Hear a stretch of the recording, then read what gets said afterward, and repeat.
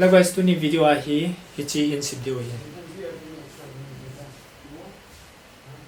hi. Toni video hichi chu in video hi hichi basic tutorial hung hiting hi. Toni video ahi After Effects pt motion graphic board ham atin After Effects ahi pt keyframes animation board ham ti Toni video ahi tutorial kan setting hi. Amasa tutorial chu thamkhat a boring zamin na. Tuni ahi entertaining kan boarding hi in nang ho support na zala ken jong video content za chum chum kan sibding hi in pp yong le video chu ni pan taw hitin amas pena which After Effects ka hong masaw hitin okay After Effects is coming After Effects I think on the lullaby ule now pili pu ni le gang na ho ko ma ke sen chu le ke hi video sip lama hi kachang se ka hi ji in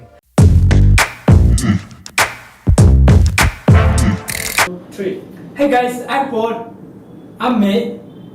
Paul May. Hi guys, I'm Paul. I am May. Paul May. Kachang sel video kan sibji tin lehin katha sam na jong hung ji in jo chu long set dai ne he thi pi wil lang tun video pan tak te okay tun ki pan taw hitin After Effects ni tin lehin hilai china hi chi file new project na board he to hi new project ayu mo ta ja chu bo ngai ta lo na to na chi ti chu le chi anui pen hi create a new composition ki ti ta chi anui pen hi na chi me en lang hela chun hilai hi composition sip the hi chi composition a hi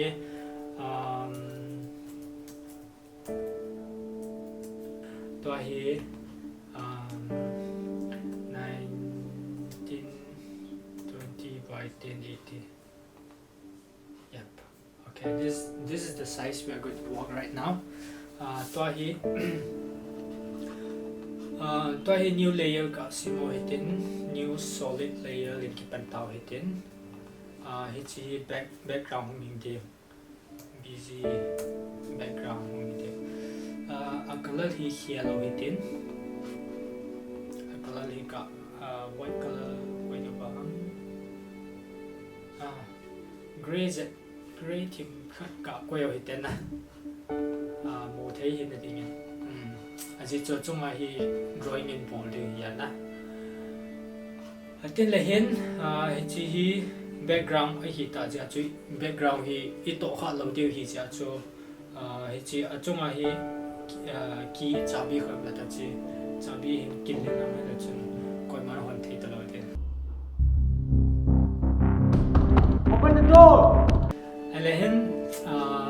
new layer ka chi ken ho hitin new layer new solid na new solid bola hitin hitin ga koi pan ho hitin tu hele background color to new solid color hi ki bong ja min na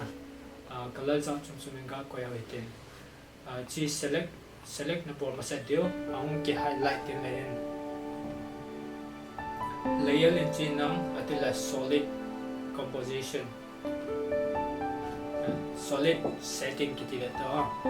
solid setting a chu chin nang helai color na hiar te ki le ate te ni hiar te okay tin ga hello ite screen ko ka bojai collect of ngan jam hello anyway to hi layer solid layer khan isi mo ta ya na to hi animation in board pan ti hi ta tun hichi solid layer hi select bolo hitin achunga hi hichi ka select o hitin atin le anu hitin drag ka bola chun na hitin drag bola chun in jo sanga solid layer si mo chu chi hi yin to hi mask layer si ji ho chi lai mask ki da hi na hichi mask a hi na dei dei na bo the tiang le chi anu ya hi mass expansion ki ti chi hilai hi ne ki chip the hian ai lo wala hi chi keyframe na po the ki na hi chi ho hi stopwatch ki ti hian na after effect I stopwatch ki ti hian hi chi ho na mi a tin le 3-4 frame in ga chi ki na la chi na te bom bol ki la chin ta hi a ki pan na na plate la chi ti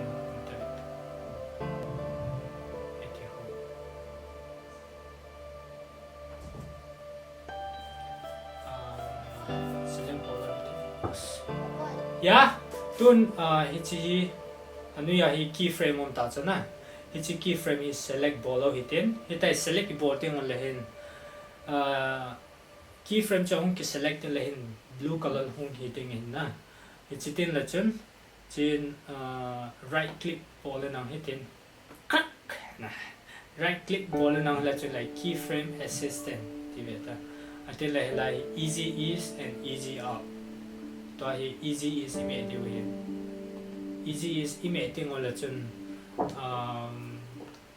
thamkhat yong hung chung ding ating la elanga point A point B hitai ki pat na dinga alai ashun na dinga chuna animation ai easy is in koi ba la hen abang ka la ngan ta hung ding gang chala hung to ki ding ai lo le gang chala hung ding ngan ta chi to ki ding iti ta bang chu hung ki ding hian explain dan chu ne ha te na bang ne ha te tiu ming ka ta sanin toy in the song ka tu sei chu na ta san lo wa le chi keyframe hi select bolo itin atin la hi che chunga hi graph editor ma ta chi me la chun chi na ka sei chun ni ha ta chuna in the song ka sei chi hi chi me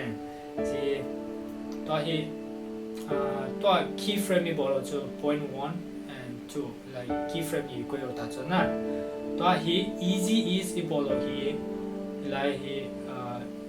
idei deva tai ki chip sa thai ke no ta cha agan di dan lai angan di dan lai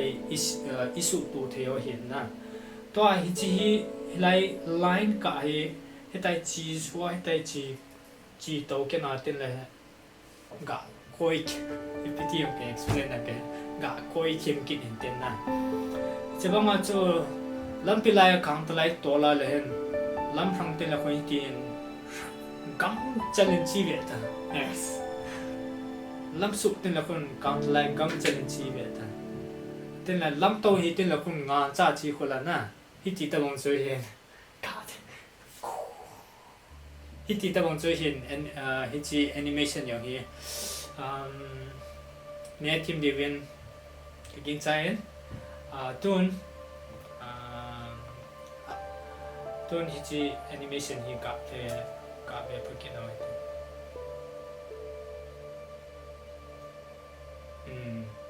ta chu tham khat pa do mai in zo sam na sam keyframe hi tham khat ka kai ne ga kai zak mo tin zakai toy hi toy body hi animation hi tai hung ki chin ta cho na hi chi ma sanga hin thir khat ka bolo hi te to animation hi ta hung ki chi ma sanga hin thir khat ka bolo hi ten hi chi entry beginning entry a hi pt situ ham chi p me la chen position hung be ta atin like s na me a la scale position to scale hi keyframe ka bolo hi ten na tun the keyboard in u me la chen keyframe ho dot ta u yeah the keyboard na u na me a la keyframe ho jo si chong do ding hian tun hi keyframe hi select ball na beginning keyframe la ngai chi na atila scale yung tai like chip thai ai lo le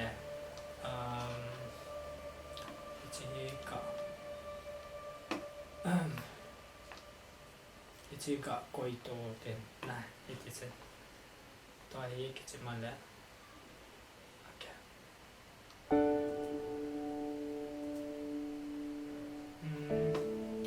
tham khat agam jamin chi ka animation hi thamphai gang jamin na chi thamphai ga suni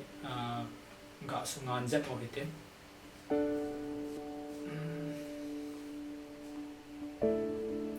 just a little bit slow, not a problem.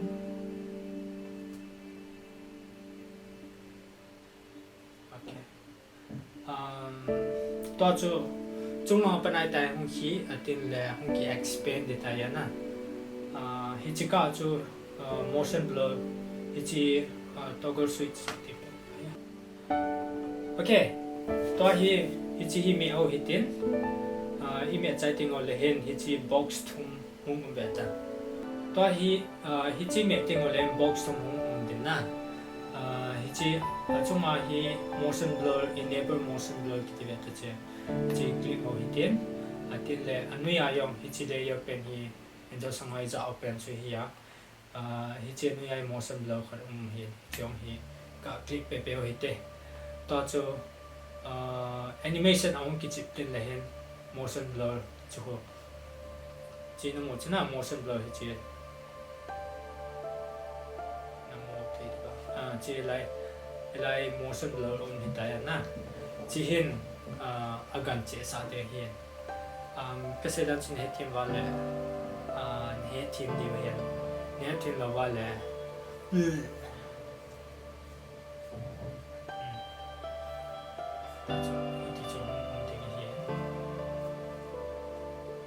okay toy ichi blue color hi screen up na hung lu ta chana ton ichi green color pen hi tin chi sauten atin la text animation text anu ya hung de and then yeah that's it chu Toni evolve di hi ta ne basic tutorial la dinga control shift D me lo chun hitai hung ki split de na hitai hung ki split de hian to evolve chu chipena hi text layer hung hi dia na ichi text layer hi text no ka ti ten to hi thil khat ka tai mo hi ten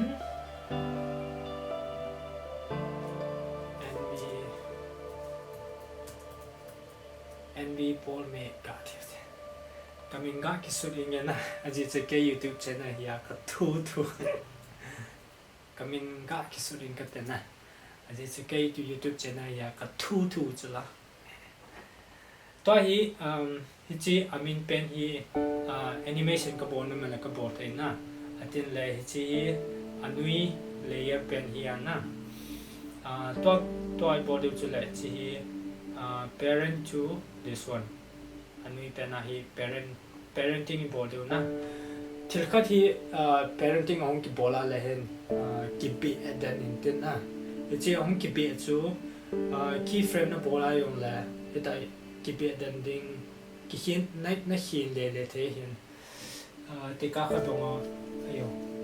te ka kha dong ai lai thil ka thil be ho hi I want to give some good example, but it's very bad. I hope you know it. Okay. Yang kana nehet chin lo o male comment section nan say there here. I get video ten let's also answer kan boarding. Let's go few frame, and then we'll move to this side.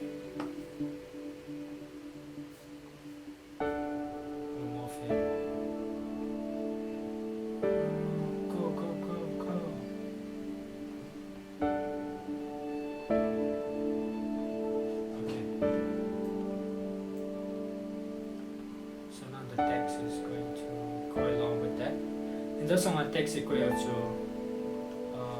hilaya hi om hitan chichu hilaya hi ad na to sa nu male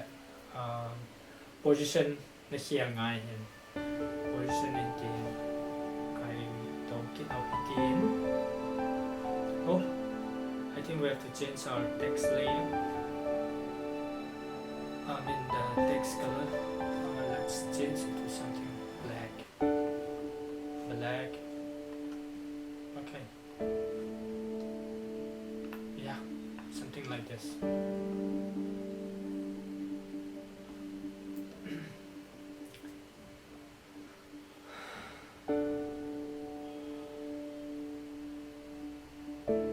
Okay, iti chu hong hi ding hian. I think le tuni video hi tuni video hi basic animation piti cheda basic motion graphic tutorial kan se hian chi tuni video hi chanin chai tau hi tin a kitin le video motion graphic achum chi sanga nal zo le hoi zo in studio hian Pawmin loi te ho tuni video hi chanin chai tau hi tin a kitin le video cha chung in studio hian. Thank you for watching my video and I'll see you in my next video.